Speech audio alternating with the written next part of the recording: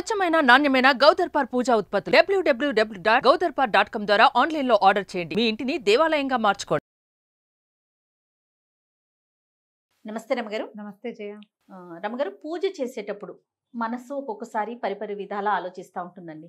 మన శాంతి కోసమే మనం భగవంతుడి దగ్గరికి వెళ్తాం, భక్తితో వెళ్తాం, ప్రతిరోజు పూజ చేసుకుంటాం. కానీ అక్కడ కూర్చున్నా కూడా మనసు లొంగదండి. ఒక్కొక్కసారి ఏవేవో ఆలోచనలు వెంటనే అనిపించేస్తుంది మనకి, అమ్మో ఏంటి నేను దేవుడి ముందు కూర్చొని ఇట్లా ఆలోచిస్తున్నాను, మనసుని ఎందుకు నేను లగ్నం చేసుకోలేకపోతున్నాను అట్లా అనుకుంటాం కదా. ఎట్లా అండి ఫోకస్డ్గా ఉండటం?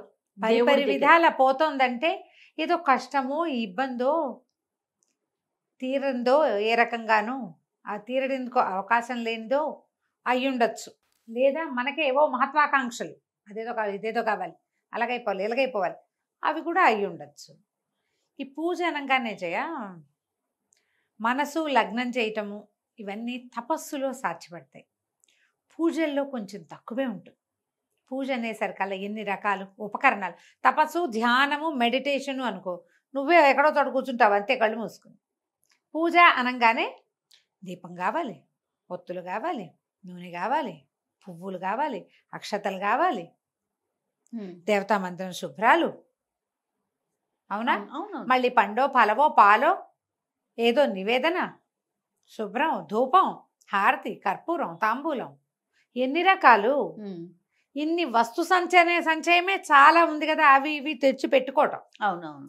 ఇవన్నీ తెచ్చి దగ్గర పెట్టుకున్నాక ఒక్కొక్కటి వినియోగం చేయాలి కదా. ఈ వస్తువులన్నీ వినియోగం చేయాలి. ఈ క్రమంలో బుద్ధి పరిపరి విధాల పోవటం లోక సహజమైన సంగతి. అదేమిటో మనకే పోతుందని మనం అనుకోకూడదు. అన్నీ పెట్టుకున్నాక అయ్యో కర్పూరం మర్చిపోయాను అని లేచి వెళ్తాం. ఈ 4 వచ్చాక పొయ్యి మీద పాలు గిన్నె వదిలేసామో, లేకపోతే ఇంకోటో గుర్తొస్తాయి. పిల్లాడు ఏడుస్తాడు, ఎవరో పిలుస్తారు, ఫోన్ వస్తుంది, కాలింగ్ వెళ్ళిపోతుంది, మనిషి వస్తారు. ఇన్ని రకాలు ఉన్నప్పుడు డైవర్షన్స్ సహజమైన సంగతే కదా.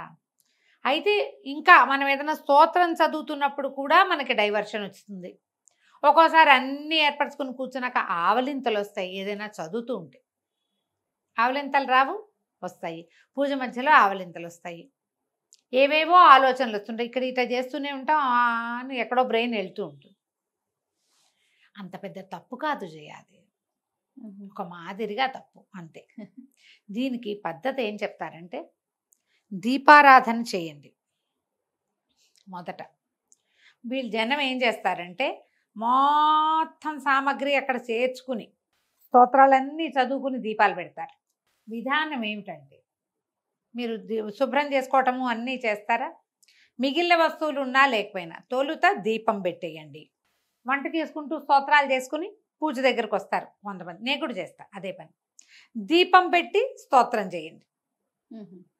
దీపారాధన చేసిన తర్వాత చేస్తే మీకు 70% శ్రద్ధ ఉన్నట్టే. అమెండ్మెంట్ అనుకోవద్దు, దీన్ని సహజంగానే చెప్పబడింది.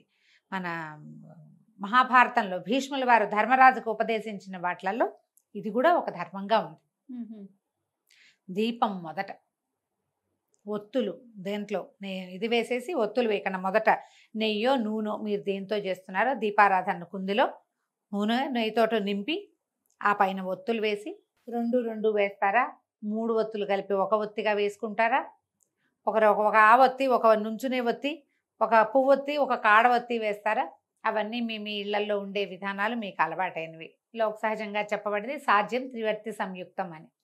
సాధ్యం అంటే నెయ్యి పోసి మొదట దాని మీద త్రివర్తి 3 ఒత్తులు, బ్రహ్మ విష్ణు మహేశ్వరులకి ప్రతీకలు అనమాట. 3 ఒత్తులు కలిపి వేసి, ఒక్కొక్క ఇంట్లో 2 జ్యోతులు ఉండాలని లెక్క. మా వాళ్ళకి 2 జ్యోతులు ఉండాలి. అందుకని నేను 2 ఒత్తులేమో అడ్డంగాను, ఒక ఒత్తి నిలువుగాను వేస్తాను. ఎవరి పద్ధతులు వాళ్ళవి. మీ ఇళ్లలో ఏది ఉంటే అది. దీపం పెట్టి ఆమెన మీరు అన్ని వస్తువులు జాగ్రత్తగా ఏర్పరచుకోండి. వంట చేసుకోండి, వంట చేస్తూ స్తోత్రం చదువుకోండి. దేవుడి దగ్గర కూర్చున్నాక మీ మనసు పరిపరి విధాల పోతూ ఉంటుంది. మధ్య మధ్యలో మనసుని కొంచెం మందలించి ఇందులోకి తీసుకురండి. స్తోత్రం ఆపేసి ఆలోచిస్తే వేరే కథ. స్తోత్రం నడుస్తూ ఉండి ఆలోచిస్తున్నప్పుడు పర్వాలేదు, కొంచెం ఆవలింతలు వస్తే చెవి ముట్టుకోండి. కుడి చెవిలోనట దేవతలందరూ కొలువై ఉంటారని ఆవలింతలు వస్తే ఈ చెవి ముట్టుకుంటే ఆ దోషం పోతుందని చెప్తారు. కుడి చెవి ముట్టుకోవాలి, ముట్టుకుంటే ఆ దోషం పోతుంది అని చెప్తారు. ఆవులిచ్చి ఎంతసేపు కుడి చెవి ముట్టుకోమని కాదు, తప్పి తగిలి వస్తే, అదే కదా. తప్పి తగిలి వస్తే. ఇప్పుడు ప్రధానమైనది ఏంటి, ఎంతో కొంత ఒక నమ్మకంతో ఒక విధానాన్ని అవలంబిస్తున్నాం మనం.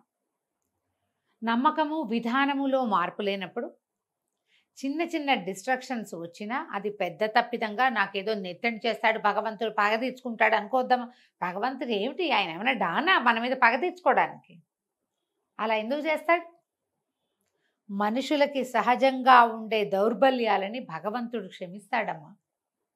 సహజ దౌర్బల్యాలు, మనకు ఆవలింతలు, తుమ్ము, అవి అలాంటివి మనం ఆపుకోలేము. అవునవును కదా, దాన్ని ఆయన ఏమండు. నువ్వు చేయవలసిన విధానం మాత్రం చెయ్యి. ఏదైనా ఆలోచన పోయినప్పుడు ఒక్క నిమిషం ఇది ఆపి అదేదో ఆలోచించుకుని అప్పుడు ఇటు రావాలి, మళ్ళీ వదిలేసి మళ్ళా దారిలోకి రండి. చాలామంది అడుగుతారు, పరిపరి విధాలు పోతుంది, పరిపరి విధాలు పోతుంది. మనం మెడిటేషన్ కూర్చుంటామా, ఓంకారం అదే చేస్తాం. ఓంకారంగా పోతుంటుంది, ఐడియాలుగా పోతూ ఉంటాయి, వెళ్ళిపోతూ ఉంటాయి. అస్సలు ఒక 5 నిమిషాలు కూడా కళ్ళు మూసుకొని కూర్చోలేమమ్మా. చాలా కష్టం. వీటికి ప్రాక్టీస్ పెట్టుకోండి. నా ఐడియా, నేను చేసేది చెప్తున్నా మీకు. 9 minutes ఇన్ అండ్ అవుట్ చేయాలి, నా లెక్క చేయాలి. 9 నిమిషాలు. ఇప్పుడు నేను వాచ్ లేకపోయినా 9 నిమిషాలు ఇన్ అండ్ అవుట్ చేయగలను, అలవాటైపోయింది నాకు. స్టాప్ వాచ్ పెట్టుకోండి, మన టైమర్ పెట్టుకోండి. 1 minute. 1 నిమిషంలో మీరు ఎన్ని శ్వాసలు లోపల తీయగల లెక్క పెట్టద్దు, నిమిషమే లెక్క. క్రమంగా అది విధానం మీకు అలవాటు అవుతుంది. ఆ పూజలో కూర్చున్నప్పుడు కూడా గాఢంగా శ్వాస తీసి వదిలిపెట్టండి. ఎప్పుడైతే మీ మనసు బయటికి పోతుంది అనిపిస్తుందో ఒకసారి ఇన్ ఫుల్గా పూర్తిగా మంచి గాఢమైన శ్వాస తీసుకుని వదిలిపెట్టండి. ఒకవేళ ఏదైనా భరించరాని సమస్య, ఇబ్బంది అవి ఉంటే మళ్ళీ గాఢంగా ఊపిరి తీసుకోండి. భగవంతుడి వైపు ఎటు కూర్చున్నారు అటు కాకుండా రెండో పక్కకు తిరిగి కూర్చోండి. ఒక్క నిమిషం పాటు నిట్టూర్పు వదిలిపెట్టి అని వదిలిపెట్టేస్తే సగం ప్రెషర్ లోపల నుంచి వెళ్ళిపోతుంది. అనుభవిస్తే కానీ అది తెలియదు. నిట్టూర్పుతో అమ్మా అనుకుంటే మనకేదో ఫ్రీగా ఉన్న ఫీలింగ్ వస్తుంది. దేవుడా అనుకుంటే కూడా బాగా గాలి తీసుకుని సాదాగా గాలి వదిలి మనం పూజలో పడచ్చు. మీకు భరించరాని ఇబ్బంది ఉన్నప్పుడు గాలి తీసుకోవటం 2-3 సార్లు నిట్టూర్పులు వదిలి రిలాక్స్డ్గా ఫీల్ అవ్వడానికి ప్రాక్టీస్ చేయండి. అప్పుడు మీకు దేవుడి మీద శ్రద్ధ కుదురుతుంది. కుదురుతుంది డెఫినెట్గా. ఒకవేళ అలా కూడా సాగట్లేదు, ఈ స్తోత్రం ఆపేసి ఒక 5 times ఒట్టిగా ఓంకారం చేయండి. గాఢంగా శ్వాస తీసుకోవటం, లెంగ్దీ ఓంకారం, అది కూడా పనిచేస్తుంది. ఆ పూజ కాస్త ముగించి మీరు ఏం చేయదలుచుకున్నారో అది చేసుకోండి. ప్రధానమైంది ఇలా అవటం వల్ల అదేదో అవుతుందని ఇలాంటి భావాల్లోకి వెళ్ళొద్దు. ఇలాంటి నెగిటివ్ థాట్స్, మనకి ఏదో సమస్య ఉండే కదా ఆలోచనలు వస్తున్నాయి, నెగిటివ్గా ఏదో కొంప కూడా మునిగిపోతుందేమో, దేవుడు కూడా కోపం వస్తుందేమో, ఇలాంటి భావాలు వచ్చినాయంటే మీ తాలూకు స్ట్రెస్ లెవెల్స్ ఇంకా పెరిగిపోతాయి. దానివల్ల మీరు ఇంకా కొంచెం అశ్రద్ధ అయిపోతారు దేవుడి విషయంలో కదా. దాన్ని పెంచుకోవద్దు. ఏమీ అవదు. మనని పుట్టించింది భగవంతుడు, ఆయన పట్ల శ్రద్ధగా ఉండటం మన బాధ్యత. అంతే. బాధ్యతను నిర్వర్తించేటప్పుడు అప్పుడప్పుడు అటు ఇటు మళ్ళీ దారిలోకి వద్దాం. ఇలా ఆలోచించి ఈజీగా వెళ్ళిపోండి. తప్పకుండా రమ్మగారు. నమస్తే. నమస్తే.